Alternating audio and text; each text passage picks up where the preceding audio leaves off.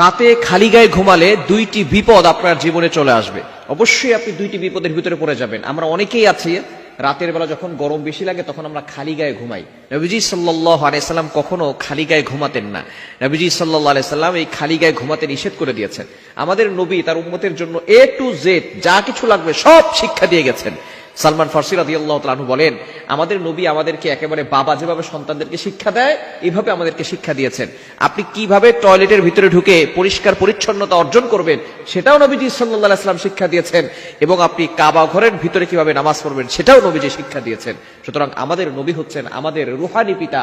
পিতা যেভাবে সন্তানদেরকে শিক্ষা দেন, আমাদেরকেও নবীজি সাল্লাল্লাহু আলাইহি ওয়াসাল্লাম এভাবে শিক্ষা দিয়েছেন কিভাবে তার উম্মত জান্নাত পর্যন্ত চলে যাবে। সুতরাং রাতের বেলা খালি গায়ে ঘুমাবেন না।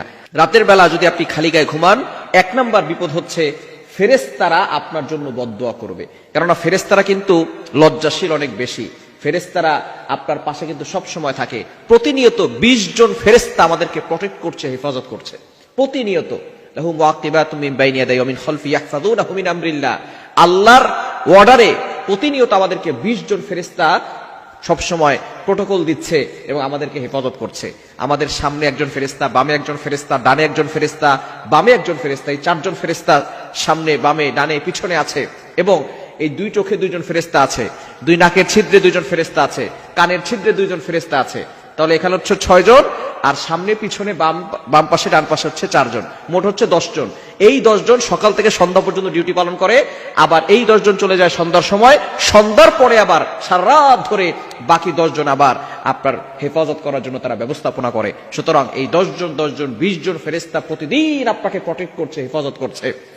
যদি এই ফেরেশতারা আমাকে আপনাকে প্রটেক্ট না করতো, হেফাজত না করতো, তাহলে মুরগির বাচ্চাকে যেভাবে কাক অথবা চিল পাখি, যে পাখিগুলো আছে, বাস পাখি আছে, এরা মুরগির বাচ্চা খেয়ে ফেলে, যেভাবে মুরগির বাচ্চাকে ছো মেরে উড়িয়ে নিয়ে যায়, সেভাবে যদি ফেরেশতারা আমাদেরকে প্রটেক্ট না করতো তাহলে এই মুরগির বাচ্চাদের মতো জিন জাতি আমাদেরকে ছো মেরে উড়িয়ে নিয়ে যেত।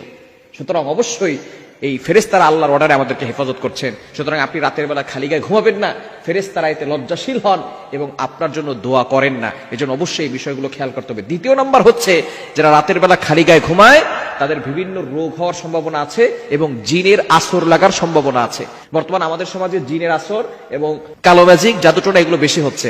রাতের বেলা খালি গায়ে ঘুমালে, আবার অনেক পুরুষ আছে দেখবেন রাতের বেলা সে এমনি সকালবেলায় বের হচ্ছে খালি গায়ে, মানুষ তার শরীর দেখছে, এটা দেখলে কিন্তু বদনজরের সম্ভাবনা আছে এবং জাদুটোনা এবং জিনের আসর লাগার সম্ভাবনা আছে। মনে রাখবেন, বদনজর একজন সুস্থ মানুষকে অসুস্থ করে ফেলে।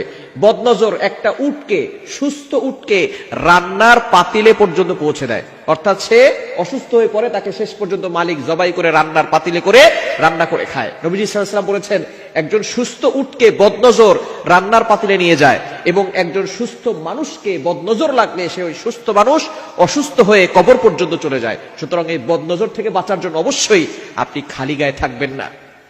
আপনি সবসময় কিছু না কিছু আপনার গায়ের উপরে দিয়ে রাখবেন। খালি গায়ে রাতে ঘুমাবেন না, তাহলে এই 2টি বিপদ আসবে। ফেরেশতারা দোয়া করবে না।